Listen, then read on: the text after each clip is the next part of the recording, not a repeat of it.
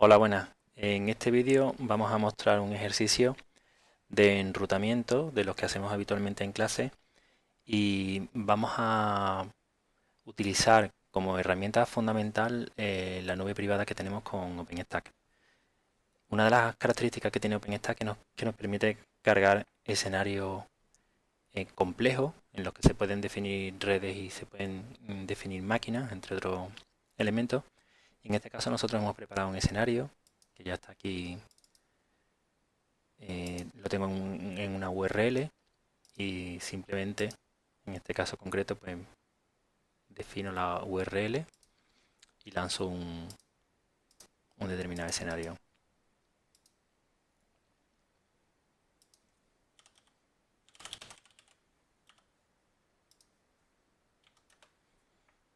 Meto como parámetro simplemente el nombre del escenario y tengo que pasarle la contraseña en la plataforma por si él tiene que hacer modificaciones. Y después de unos minutos tendré el escenario completo en el que yo podré directamente irme a los equipos que componen esa red que estoy creando para directamente definir las direcciones IP y las reglas de encaminamiento. Aquí vemos cómo el escenario se nos va creando. Ahora mismo, cuando me pongo por encima de los nodos, me parecen todavía que están en estado build. Bueno, ya aparecen algunos en estado activo. Básicamente este escenario es un escenario muy sencillo en el que tenemos tres redes que están conectadas a través de dos routers, y en cada una de las dos redes de los extremos, digamos, tendríamos un PC. Tendríamos la red 1 y la red 3, que serían los extremos, y la red 2 que intercomunica los dos routers. Tenemos máquinas Linux en los PC y tenemos un router que es una máquina Linux y otro router que es una máquina MikroTik con el sistema operativo router OS. Lo hemos hecho así para, digamos, ver la sintaxis de la regla de encaminamiento en dos sistemas diferentes. Entonces lo que tenemos que hacer, y eso es importante que tomemos nota de las direcciones IP que se nos han asignado a cada uno de los equipos, porque son esas direcciones IP las que tendremos que asignar por una característica, digamos, que tiene de asignación de puertos OpenStack, que me bloquearía si no los puertos, los otros puertos del rango de la red, si no pusiese eso específicamente. Estoy tomando nota de las direcciones IP que tengo en los routers. Y otro parámetro que tendré que tener en cuenta, que voy a ver ahora, serían las direcciones MAC.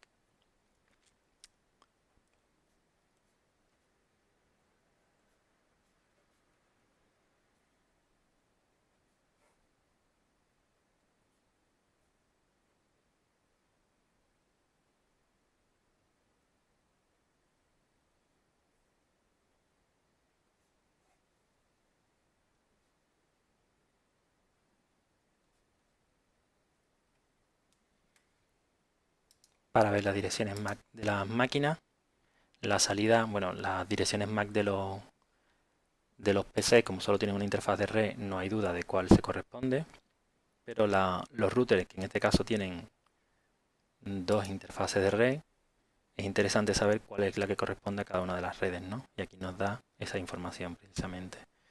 El router 1, la red 1, tiene la MAC que termina en F2FB, y el router 1 en la otra red tiene la interfaz que termina en 78D4.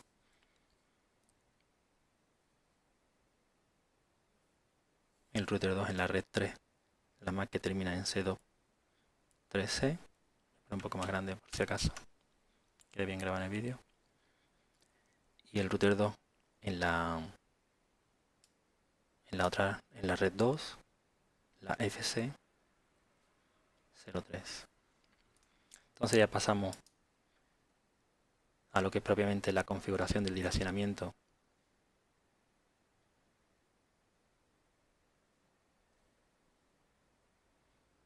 de las máquinas, y para ello vamos a abrir una consola en cada uno de los cuatro componentes que tenemos en esta red.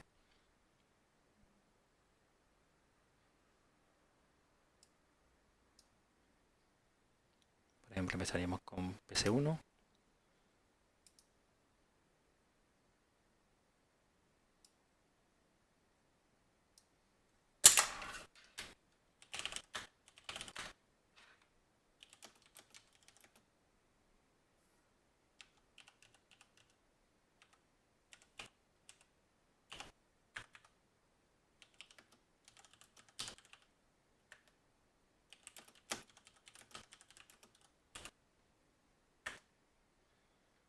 A continuación vamos con router 1.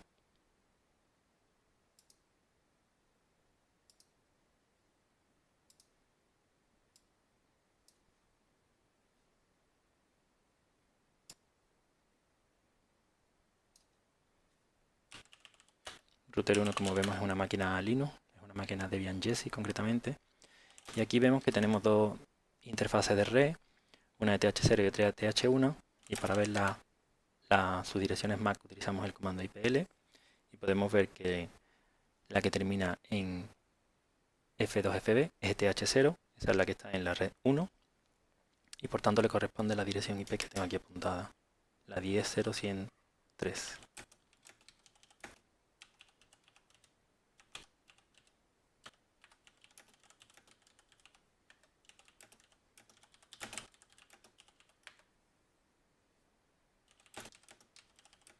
Y por tanto la otra IP le corresponderá a ETH1.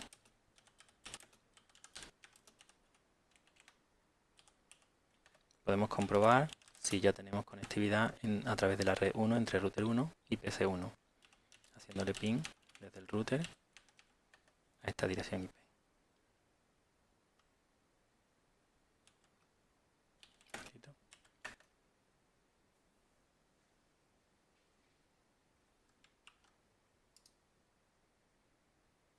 Vale, había un error cuando he tecleado la dirección IP en el PC1. Está bien este tipo de errores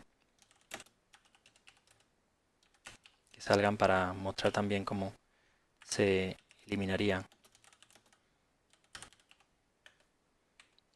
la IP y cómo se volvería a poner. Había puesto 128 en lugar de 120 al teclado.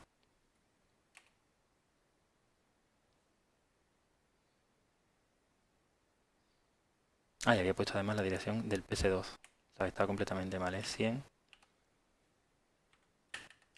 11 barra 24.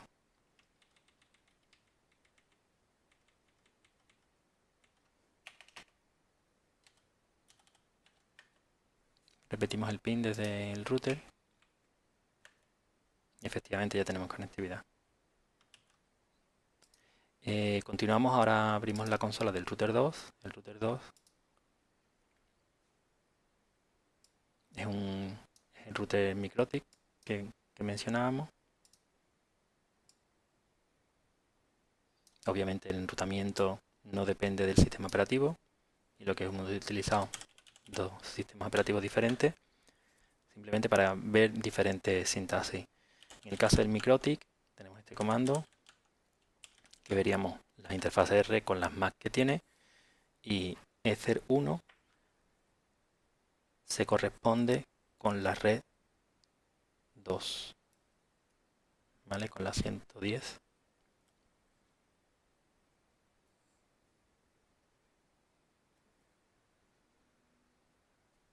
La 110.11, efectivamente.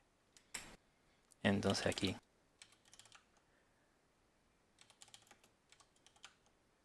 le pondríamos la 10, 0, 110, 11.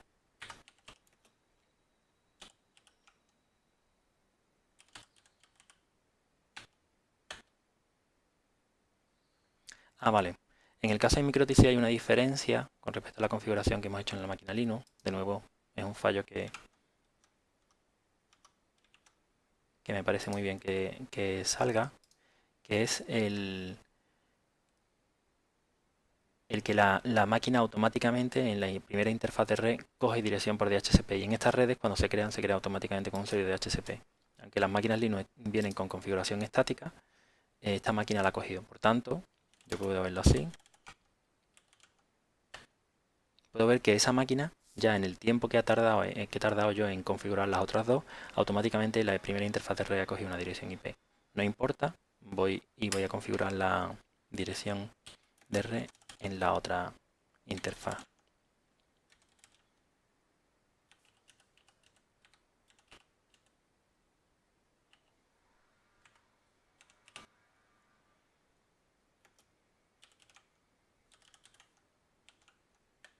Vale, y ya por último, lo único que me faltaría por configurar de direccionamiento sería el PS2.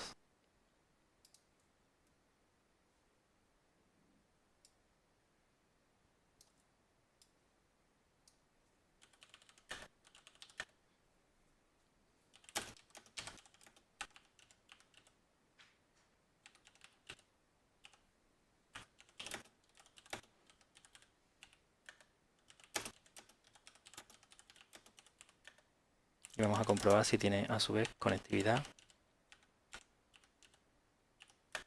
con el dispositivo Mikrotik, efectivamente.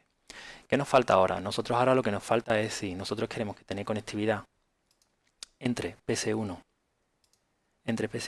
y PS2, lo que tendré es que establecer una regla de encaminamiento en PS1 que le diga que para llegar de la red 10.0.100 a la 10.0.120 tiene que tirar a través de la 10.0.103.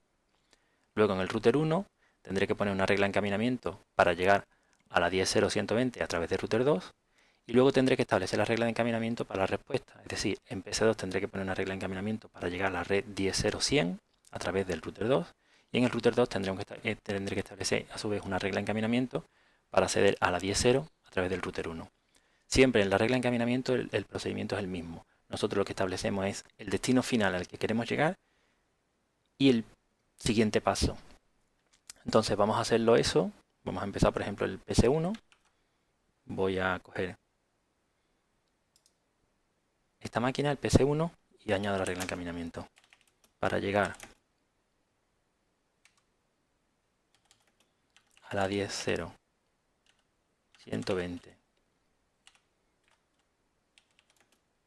tengo que tirar, y esta es la sintaxis, vía 10.0 103, el siguiente salto, el siguiente paso. Ahora en el router 1 tendré que establecer que la regla de encaminamiento para llegar a la 10.0 120 0/24 es a través de el router Mikrotik del router 2 que tiene dirección IP, que me ha quedado justamente el hueco ahí, el 10.0 110.11. Y luego en el Mikrotik no es necesario que yo establezca cómo llego a la 120 porque ya lo vemos de todas maneras.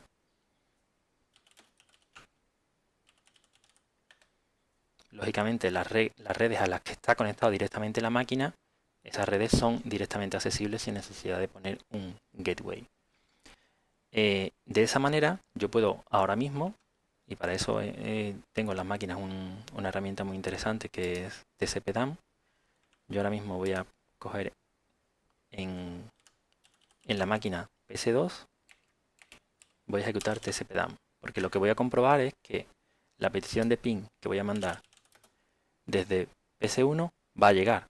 El problema es que PS2 no es capaz de devolverla porque no tiene ninguna regla de encaminamiento, ninguna regla en su tabla de encaminamiento que le diga cómo devolverle el paquete a PS1.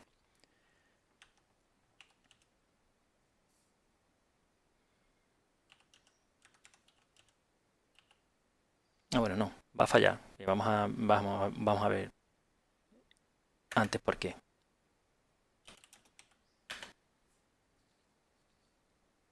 Vale, porque en primer lugar porque he puesto 128.8.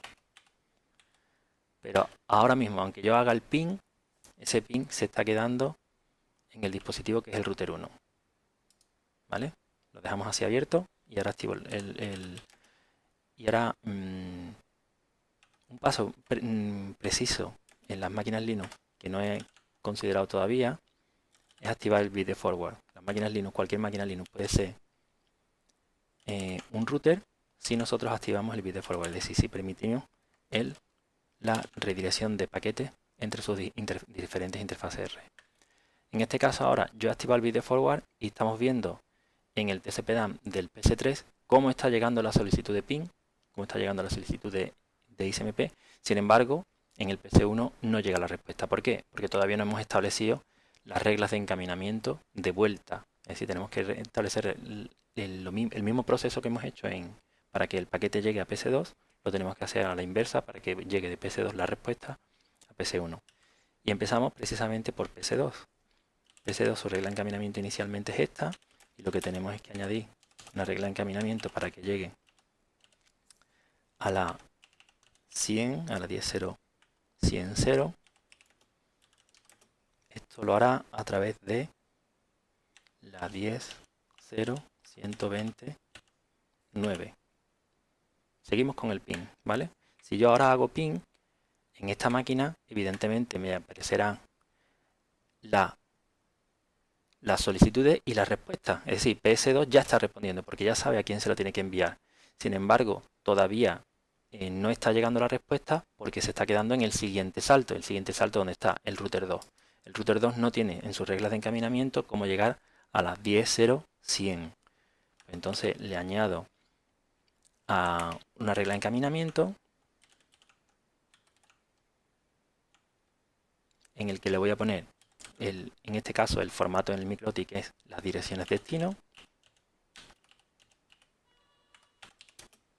Y en lugar de utilizar el término gateway, utilizamos vía 10.0, 110.9, que es la dirección IP que tiene en la red que intercomunica los dos routers. Y vemos que ya llega la respuesta a la petición de pin que estamos haciendo en el PS1. Es decir, ya tenemos todas las reglas de encaminamiento establecidas en todos los elementos de la red para que PS1 sea capaz de comunicarse con PS2. Y yo creo que es un ejemplo muy claro, utilizando estas herramientas, de cómo debe utilizarse el enrutamiento y definirse de una manera práctica.